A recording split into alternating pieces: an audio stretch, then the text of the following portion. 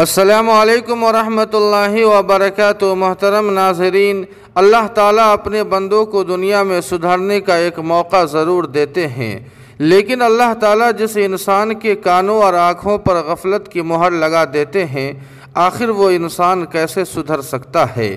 آپ کو بتلا دیں کہ اذان اور لاؤڈ اسپیکر پر پابندی کی بات کرنے والا اور مسلمانوں کے خلاف سرعام زہر اگلنے والا راج ٹھاکرے کے متعلق بڑی اہم خبر کھل کر سامنے آ رہی ہے۔ جی ہاں ناظرین کرام، آپ کو بتلا دیں کہ مہاراشٹر نو نرن سینا کے صدر راج ٹھاکرے کی گاڑیوں کا قافلہ آج مہاراشٹر کے پونے شہر سے اورنگ آباد کی جانب جاتے ہوئے بڑے حادثے کا شکار ہو گیا ہے، جس کی وجہ سے گاڑیاں ایک دوسرے سے آپس میں ٹکرا گئی ہیں۔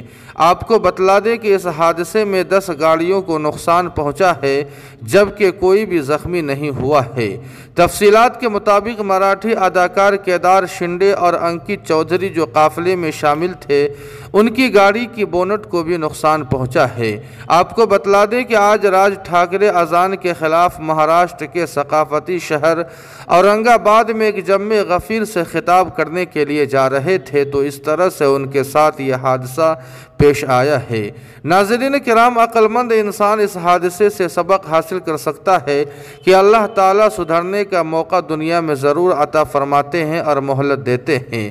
اگر انسان نہیں سدھرتا ہے تو اللہ تعالیٰ اسے دنیا ہی میں مزہ چکھا دیتے ہیں۔